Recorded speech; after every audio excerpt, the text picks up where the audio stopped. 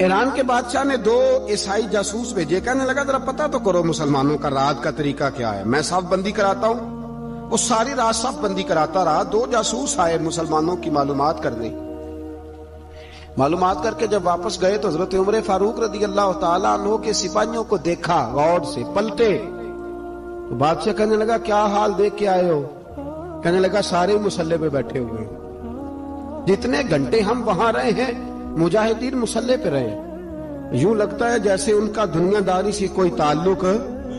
اور کہنے لگے بادشاہ کوئی ایسی طاقت ہے جس کو وہ بلا رہے تھے، کوئی ایسی قوت ہے جس کو وہ پکار رہے تھے، ہمیں بھی وہاں کھڑے ہو کے محسوس ہوتا تھا کہ ہاں کوئی ہے جو آ جائے گا ان کی مدد کے لیے، کوئی ہے جو پہنچے گا ان کی مدد کرے گا۔ ایران کا بادشاہ کہنے لگا مجھے سمجھ آ گئی ہے، وہ جسم کی طاقت سے ہی نہیں لڑتے، وہ کوئی غیبی طاقت ہے جس سے وہ لڑتے ہیں۔ بھائی وہ غیبی طاقت بھی تو ہمارے پاس ہم نے ناراض کر لیا نا، وہ بھی تو نہیں نا، مسجد کا رخ بھی تو کوئی نہیں۔ اور میں نے پچھلے جمعے بھی کہا تھا، پھر کہتا ہوں، وہن ہو گیا امت کو۔ نبی پاک نے فرمایا امت کو وہ کیا ہے، دنیا سے محبت ہو گئی ہے، موت سے کراہت ہو گئی، وہن ہے۔ صحابہ کرام کو موت سے بڑا پیار تھا، موت سے بڑی محبت کر، ہماری طرح نہیں، وہ کہتے تھے مریں گے تو منو مٹی، تو وہاں ٹھیک ہے عذاب قبر حق ہے، لیکن میں کہا کرتا ہوں سالوں کے بعد جو پردیس سے ماں کے پاس آئے، ماں اسے عذاب نہیں دیتی، اس کا ماتھا چوما کرتی ہے۔ اور بھائی جو رب کریم کی بارگاہ میں جائے گا تیرا کیا خیال ہے، گل سڑ جائے گا؟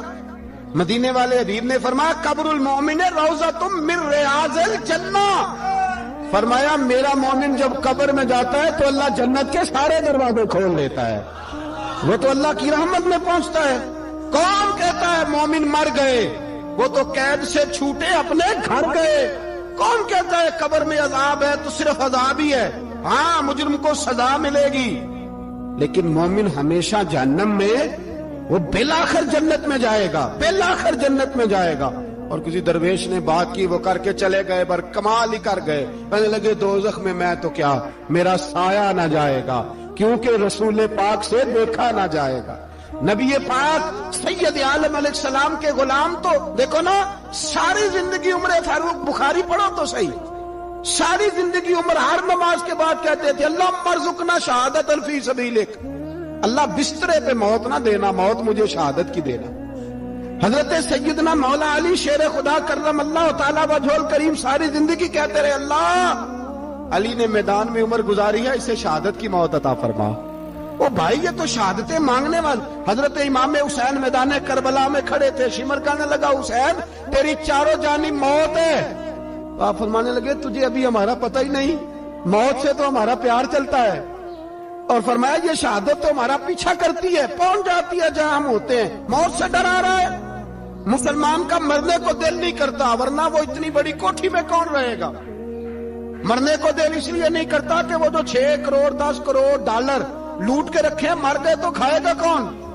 وہ فقیر فاقہ مست تھے، ان کا گھر ہی کوئی نہیں تھا، ان کے بینک بیلنس ہی کوئی نہیں تھے، وہ کہتے تھے گھر ہمارا ہے وہ جو ہمارے رب نے تیار کیا ہوا ہے، ہمارا بینک بیلنس ہے وہ جو ہمیں جنت میں جا کے ملے گا۔ ان کا تو یہ کھاتا ہی کوئی نہیں تھا، اس لیے وہ شہادت کی۔ حضرت عمر بن جموع رضی اللہ تعالیٰ عنہ میدان احد میں 4 بیٹے لے کے آئے، کتنے بیٹے بول کے بتائے؟ 4 بیٹے لے کے عمر بن جموع آئے، اور خود ایک ٹانگ سے لنگڑے سے آپی ہے، ٹانگ چھوٹی ہے، حضور کے سامنے کھڑے ہوئے کہا محبوبہ میرے 4 ہی تھے، میں 4 لے آیا ہوں، قبول کر لے۔ تو حضور نے فرمایا تو کیوں تلوار اوڑے آیا ہے، یہ تو نے کیوں گلے میں اسلحہ ڈالا ہوا ہے؟ کہا یا رسول اللہ میں نے بھی تو جانا ہے نا۔ تو حضور نے فرمایا 4 بیٹے جو ہیں۔ تو حضرت عمر بن جموع نے بات کی، صحابہ کہتے ہیں ہم لبوں سے مسکرا رہے تھے، آنکھوں سے رو رہے تھے، کیا عجیب انداز ہے۔ حضور نے فرمایا عمر 4 بیٹے جو آ گئے تو رہنے دے۔ حضرت عمر رو پڑے، کہنے لگے محبوبہ کیا لنگڑے جنت میں نہیں جائیں گے؟ کیا حضور میں لنگڑا ہوں تو میرے لیے جنت کوئی نہیں؟ میرے حبیب پاک سید عالم صلی اللہ علیہ وسلم نے فرمایا عمر تو ضرور جنت میں جائے گا۔ کہا محبوبہ پھر بچے بعد میں جائیں گے، میں پہلے میدان میں جاؤں گا۔ ایک بی بی 4 بیٹے لے کے آئی احد میں، کہا محبوبہ کل کمائی تھی میں لے آئی ہوں، میرے پاس کوئی اور شے ہوتی تو میں بچا کے نہ رکھتی، بیٹے دے کے نا حاضری لگوا کے تو واپس دروازے پہ لے گئی۔ حضرت سیدنا عبداللہ ابن عمر فرماتے ہیں بی بول رہی تھی تو میرا جذبہ جہاد بڑھ رہا تھا. اپنے بیٹوں کو کہنے لگی میں تمہیں حضور کے پاس چھوڑ کے جا رہی ہوں, جب تم میدان میں گرو گے تو میں تمہیں دیکھنے آؤں گی, دیکھنا تمہاری پشت پہ کوئی زخم نظر نہ آئے, جتنے تیر کھانے ہوئے سینے پہ کھانا, اتنے تلواروں کے نیزوں کے زخم برداشت کرنے ہوئے یہاں کھانا, پشت پہ زخم نظر نہ آئے. حضرت عبداللہ ابن عمر فرماتے ہو بی بی کی گفتگو میرا جذبہ جہاد بڑھا رہی تھی. ایک بی بی 3 سال کا 4 سال کا بیٹا لیے رو رہی ہے, احد کا دن ہے. سہیلیاں پوچھتی ہیں تو کیوں روتی ہے؟ وہ کہتی ہے دیکھو میرا خاوند بھی بدر میں شہید ہو گیا, بھائی اور باپ بھی. دل کرتا ہے کوئی جوان بیٹا ہوتا تو آج مصطفیٰ کے ساتھ اسے ہی بھیج دیتی. کوئی جوان میرے پاس ہے ہی 3 سال کا تو کیا کروں, 3-4 سال کا بچہ کیا کرے گا؟ پتہ نہیں کیا دلیل آئی. اچانک اٹھی, بیٹے کو سینے سے لگایا, کپڑا ڈالا, مسجد نبوی پہنچ گئی. حضرت بلال کہتے ہیں مجھے ملی, کہنے لگی بلال مجھے پتہ ہے حضور تیاری کرا رہے ہیں جنگ کی, پر 2 منٹ اگر میری ملاقات ہو جائے. بلال حبشی کہنے لگے حضور ہم ایک بی بی ضد کر رہی ہے. حضور باہر آئے, کہنے لگی حضور میں فلاں کی بیٹی, فلاں کی بہن, فلاں کی بیوہ ہوں, میں نے بدر میں 3 شہید دیے ہیں, اب میرے پاس یہ 3 سال کا لال ہی بچا ہے, بڑا فخر ہے میرا. لوگ مجھے شہید کی بیوہ, شہید کی بیٹی, شہید کی بہن کرتے, دل کرتا ہے شہید کی اماں بھی کہیں جاؤں تو میرا بیٹا لے لے. سیدنا بلال کہتے ہیں حضور مسکرائے, کہنے لگے یہ 3 سال کا نونہال کیا کرے گا؟ کہتے ہیں اماں کا عجیب جذبہ ہے. کہنے لگی محبوبہ سنا ہے اسلحہ بھی تھوڑا ہی ہے, ڈھالیں زیادہ کوئی نہیں, میرا بیٹا ساتھ رکھ لیں, جب آپ کی طرف کوئی تیر آیا نا تو میرا بیٹا ڈھال کے اس کو ڈھال بنا کے آگے کر دینا. محبوبہ ڈھال تو بن ہی سکتا ہے نا. حضرت بلال فرماتے ہیں مصطفیٰ کریم نے فرمایا جا میں نے قبول کیا, قیامت کے دن بیٹا گھر لے جا, جب تیرا نام پکارا جائے گا تو شہید کی اماں کہہ کے ہی پکارا جائے گا, جا تو گھر لے جا. کہتے ہیں چلتے چلتے ایک غریبنی اور آ گئی, اتنی سی اٹی بان کی, اتنی سی. بلال حضور سے ملاقات ہو جائے گی. نبی پاک آ گئے, کہا محبوبہ یہ غلبہ اسلام میں میرا بھی حصہ ڈال لیں. حضور نے فرمایا یہ کیا ہے؟ کہنے لگے حضور خامد فوت ہو گیا, اولاد اللہ نے بے نیازی سے دی نہیں, سویرے چرخہ کاٹ کے رزق حلال کھاتی ہوں, میرے پاس نا یہ اتنا سا بان ہے, ایک گھوڑے کی لگام بن جائے گی.